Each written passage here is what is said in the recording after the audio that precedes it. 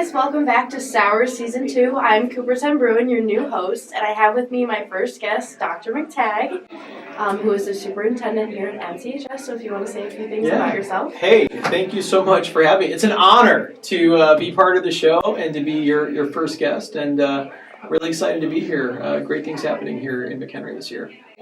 All right, so we'll do our first candy, which is the gummy worms. Ooh. This is the easy level, I guess. I gotta be honest, I'm not a huge fan of the sour, so this is probably a good thing. So I just go ahead and just rock and roll, huh? Yeah. Do I do one at a time or just I shove them all in? Either or. Okay, I might do one at a time to pace myself, I guess. Okay. Oh, wow. So, when you first came to McHenry, what was your vision for the school?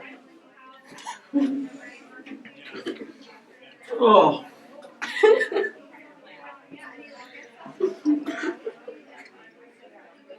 Oh, wow. So my vision. First off, when I first came to McHenry,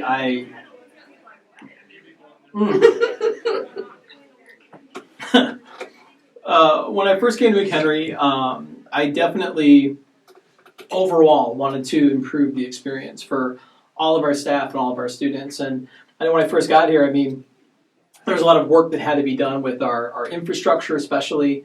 We had a 60-year-old school here. We had a 100-year-old school over at what was East Campus, and it really needed some repair. But more importantly, I was also really concerned that we had different classes and we were trying to expand pathways, but everyone couldn't access those pathways. So having that equity where, as we started to build, great things, great pathways, great facilities, that everyone had access to those. And so my vision was very much to be one of the most comprehensive and competitive high school districts in the area and in the state. And if you really look at all of our athletic facilities now, you look at this beautiful new extension that we have and all the awesome programs we have, like this was one of my biggest goals, was to start a communication pathway, because that's what I had at my old school.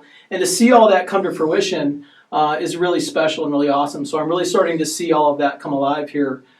This is now my 7th year. So I'm really proud of that. I'm really happy for McHenry and all of our students. And most importantly, everyone can access in our entire community. We're finally one school. We're one community. We're one family. And everyone can access all this awesome stuff. All right, for our next one, what's the next candy? Oh, wow. I'm a little scared. What is it? Airhead strips. Airhead strips. These Airhead ones strips. aren't bad.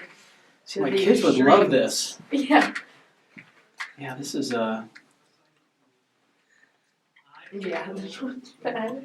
So what made you come from being a principal at Niles North to here, a superintendent at McHenry?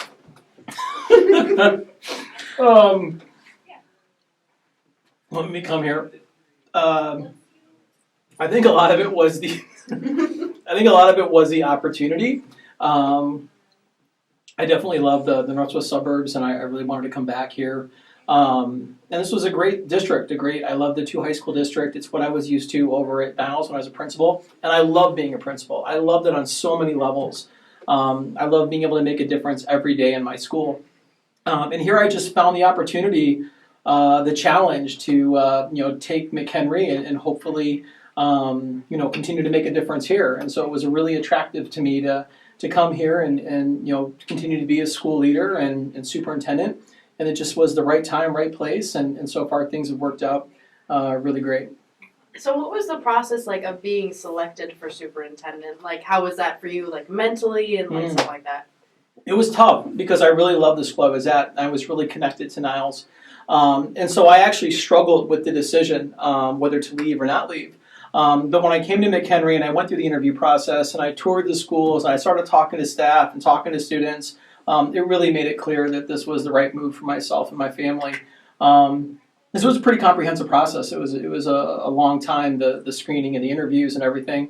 And again, in the back of my head, I was just still so tied to Niles that I wasn't sure I would make that decision. And it ended up being probably one of the best decisions I've ever made in my life. And I'm just so proud of everything we've accomplished here these past 7 years. Mm-hmm. And then, let me try to think of a follow-up. So I just keep those. going. Oh, yeah. I was slamming. Oh, God. So, like, how has your vision changed? Like, ever since, like, because it seems like you're trying to transfer, like, stuff you had at Niles, like, here to try to develop, like, this communications program. How has that really, like, played out for you? Like, do you have any new visions, like, anything like that? Great point. I think that the vision's changed because we continue to change, And so initially the vision was, hey, we want to get more progressive pathways. The big thing was one-to-one technology, making sure we had that one-to-one technology. And then secondly was really identifying all of the needs that we had from our facility standpoint and starting to tackle those. And then we had the big referendum. And then after passing that referendum, that really opened up what we could do here comprehensively in terms of creating this great extension so we could support a communications pathway, so that we could have a biomedical laboratory, so we could have an environmental laboratory, an awesome engineering lab, expand manufacturing to have one of the best CTE programs, I think, in the state of Illinois, maybe the country. And so I think that was the vision, the referendum, and then getting all of this stuff established with our teachers and our staff, and them being on board and the community being on board. And now it's more about saying, okay, now we have the infrastructure, we have the base. We've done all these really, really important things. Now it's about just kind of that fine-tuning, right? Like, let's make sure everything actually works. Let's continue to invest in these programs. Let's continue to invest in our staff members and our students to make these the very best it can be. So I feel like, originally the vision was to, bring in these pathways, obviously from a financial standpoint, be financially secure, create all of this infrastructure and all these great things that we have here. And now it's about fine-tuning and really having those strategic investments to make sure everything is working now. And so that's kind of where we're at. It's kind of in that fine-tuning phase. And the real beauty is that, we still have, even though we've probably spent about $60 to $65 million over these past 3 years, we still are extremely financially healthy that we can continue that investment. And that was my goal. I didn't want to build all these things and say, well, we can't do anything now for 20 or 30 more years. We're still very viable in which we can continue to utilize those funds for new projects like the field turf that everyone's going to get to be able to see on Friday, or the East Campus Theater, or we're going to do the culinary lab next year, which I think is going to be an awesome new commercial kitchen. So continuing that investment has been really, really important. Okay, and then next, candy. No, it's gotta be lemon juice. It's the lemon juice. What's after the lemon juice? We'll see. Oh, no. I know he doesn't have wartheads, because there wasn't any. What is this, lemon juice? Yep. Oh, this could be really bad. Yep. Oh, just those airheads alone were just... Oh. Okay, ready? Okay, right? Cheers. Cheers. Oh, God. Oh. Okay, so I think many students would agree that you're fantastic at public speaking, and anyone who's ever gotten a chance to hear you do that. What tips would you give for people trying to learn how to public speak and kind of perfect it in their own way? I would say don't drink anything sour before you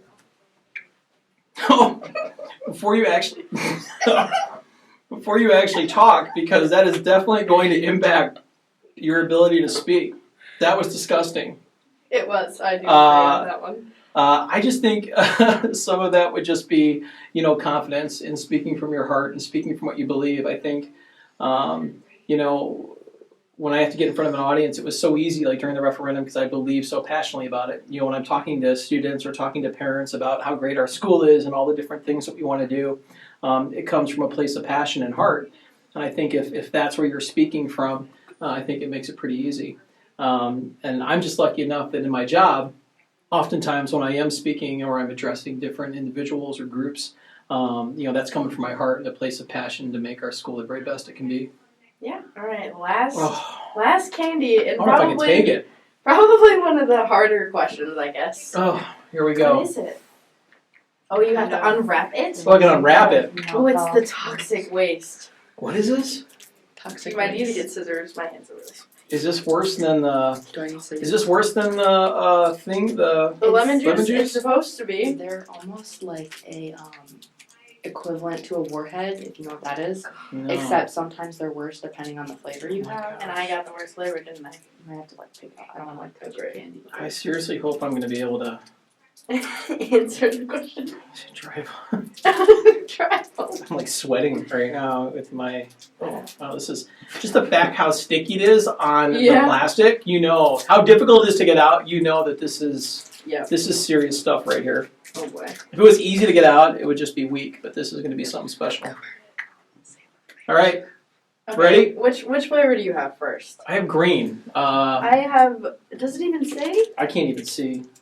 I don't think Or it just says. say the color. Yeah, I also have the green. Okay. Cheers. All right, cheers. Oh, boy. Here we go. Oh God. Okay. Oh. Which of the 3 colleges that you went to did you prefer more? Because I know you went to Loyola, Loraz, I think it is, and then Loras. one other one. Yeah. I. My eyes are watering a little bit. So I got my BA from Loras. I got my master's from Roosevelt, and then I got my PhD from Loyola. My first 4 years in college, Loras College was by far my favorite. It was a small school.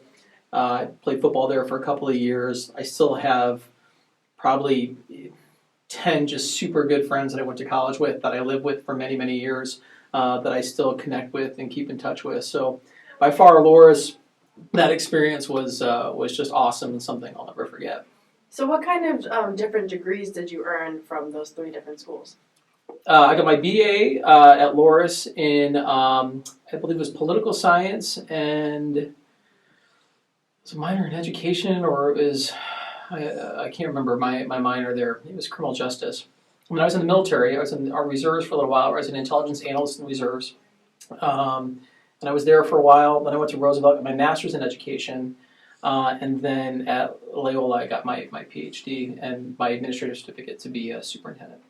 All right. Well, that is all the questions I have for you. Awesome. Thank you for joining me here.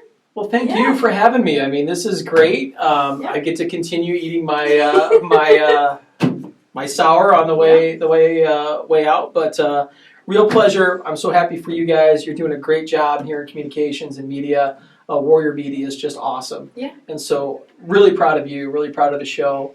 And I wish you the best this year. Okay. Thank you. You Take too. care. Take care, everyone. I'll see you at the game Friday. Be there. New turf. It's gonna be great. See ya.